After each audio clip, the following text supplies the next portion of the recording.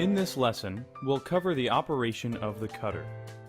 It will cover such things as loading the media properly, moving the tool head effectively, stopping the cutter's operation, and making copies.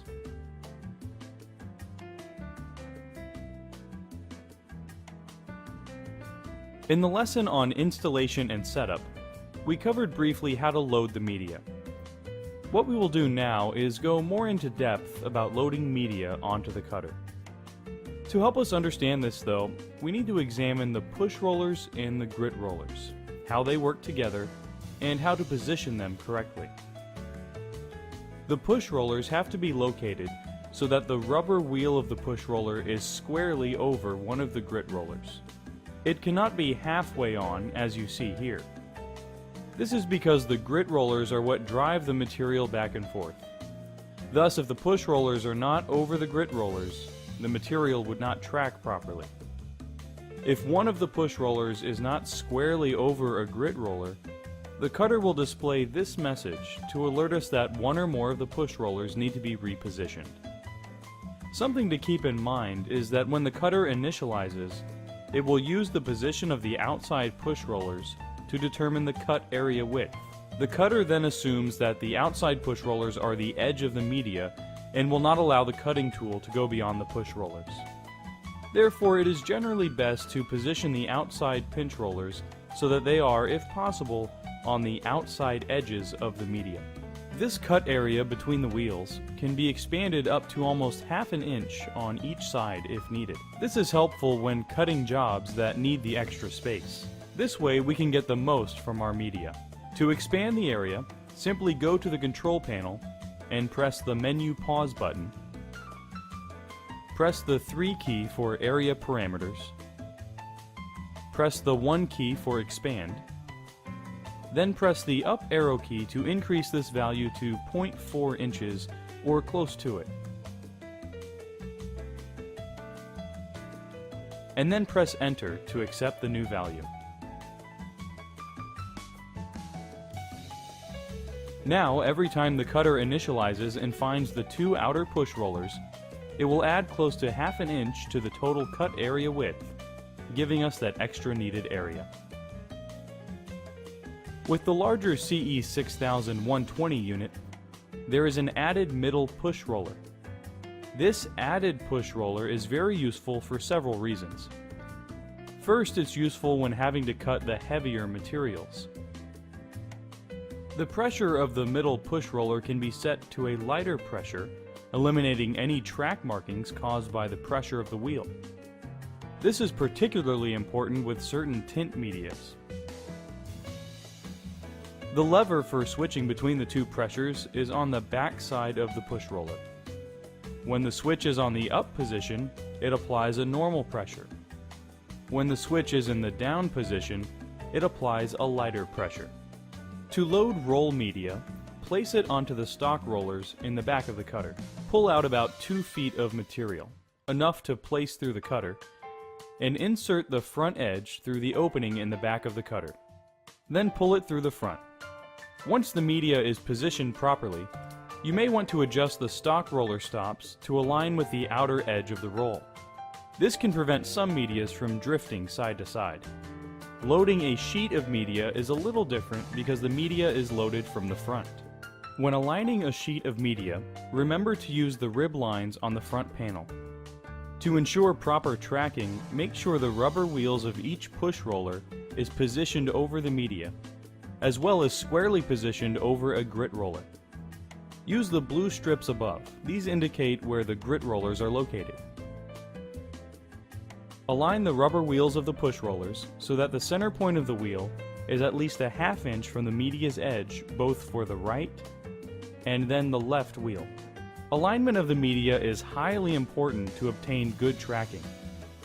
When using a roll of media, the best way of doing this is by using the brake mechanism. This is found on the side of the stock roller tray near the control panel. When engaged, this prevents the stock roller and the media roll from moving. The brake works in this way. To set the brake, pull the mechanism out and move it backward. To release the brake, pull the mechanism out and move it forward. We'll keep it set for now since we're going to align the media. Once the brake is set, slightly tug the front end of the media to make it taut. This will force the media to align straight. Once the media is straight, take your other hand and bring up the media set lever.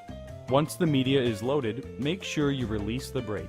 If you are loading a sheet that has a printed image with registration marks for the print and cut process, after loading the media, place opposite fingers on each of the two front registration marks, feeling for the front panel edge underneath the sheet. This will ensure the print is aligned straight on the cutter. Hold the media in place and bring up the media set lever. Once the media set lever is in the up position, the control panel will display three choices: roll 1, roll 2, and sheet. The cutter needs to know what kind of media has been loaded, whether it's a sheet or a roll. Let's select roll 2 current position by pressing the 2 key. When this option is selected, the cutter will determine the width of the media by finding the two outside push rollers. It will find the right push roller, then the left push roller, and stop there. Roll 2 can be used when there is something already cut on the roll and you would like the cutter to start at the current position. Let's go back to the initial menu of roll 1, roll 2, and sheet and press the 1 key for roll 1 front edge. This option will have the cutter do the same type of scan for the two outside wheels, similar to the roll 2 option, except after the cutter has found the two push rollers, it will then find the front edge by retracting the media. This setting is best used when excess media on a roll has been extended out, thus preventing media waste. Let's go back to the initial menu of roll 1, roll 2, and sheet again. This time we will press the 3 key for sheet. When using this option, the cutter assumes that a sheet of media is loaded and will find the two push rollers, the front edge, and then the back edge. Caution is needed when using the sheet option though. Don't ever select sheet if you plan to cut a roll of media. If sheet is chosen, you may find that all the media on the complete roll has been fed through the cutter in an attempt to find the back edge. After this, the cutter will display that it is in ready mode. This indicates that the cutter is ready to accept a job from the computer software. There will be times when the tool head needs to be repositioned. For instance, when positioning the tool over a registration mark when cutting a printed image, the tool will have to be moved to that location. The arrow keys can be used for this purpose. Pressing the up and down arrow keys will move the media back and forth. The left arrow key will move the tool carriage to the left,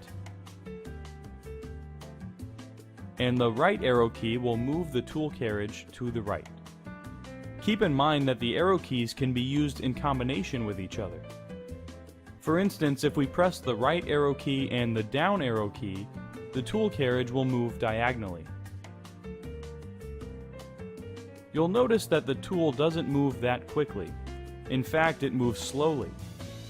To speed up the movement, hold down the arrow key and then press the fast key, allowing us to move the tool quickly to a new position.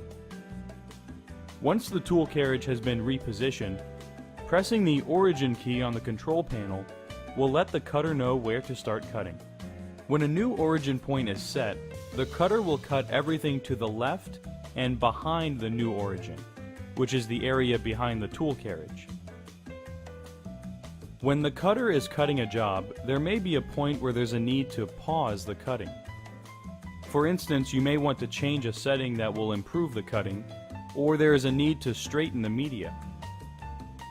The pause menu key will stop the cutter immediately. Here is where the set lever can be released so that the media can be straightened. Notice that the cutter's screen will display these two choices.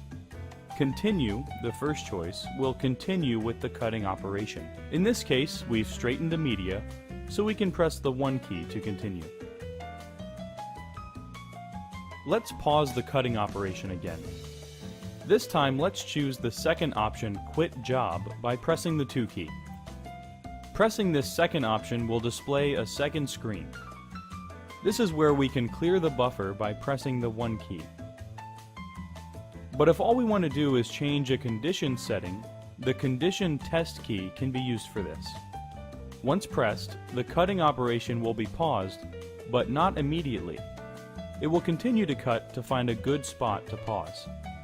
Therefore, when pressing this key, don't be concerned if it continues cutting for a moment.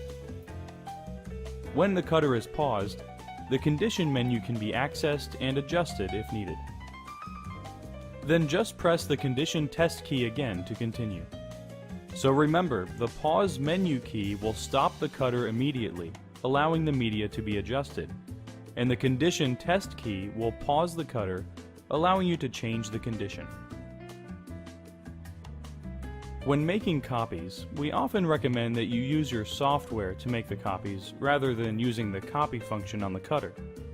The reason for this is that the software provides a better sense of how the copies will lay out. This is especially true when adjusting the spacing between the copies. There are times, though, when the copy function on the CE6000 can be more productive than using your software.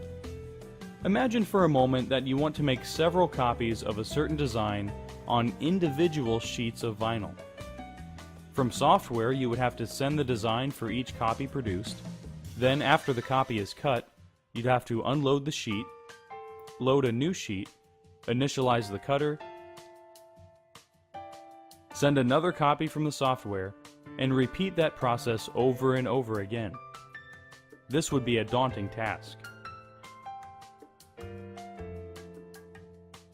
When using the copy function, though, you'd load the first sheet of vinyl onto the cutter, send one copy of the design from the software.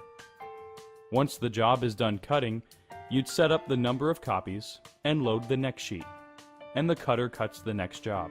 This is a much more productive method, so let's consider each step. First, load the first sheet and send the design from the software. Once it has completed cutting, press the copy key on the control panel. Press the 1 key for media change mode, and press the 2 key to turn it on. This will return to the copy menu. We can set the number of copies by pressing the 2 key. We'll set it for 3 for demonstration purposes, although we could enter as many as we'd like. Finally, to start the process, we just press enter. A message to load the next sheet will appear. We can now remove the first sheet that has been cut and load the second sheet. Once the media set lever is latched, the cutter will immediately scan for the media and then cut the second job.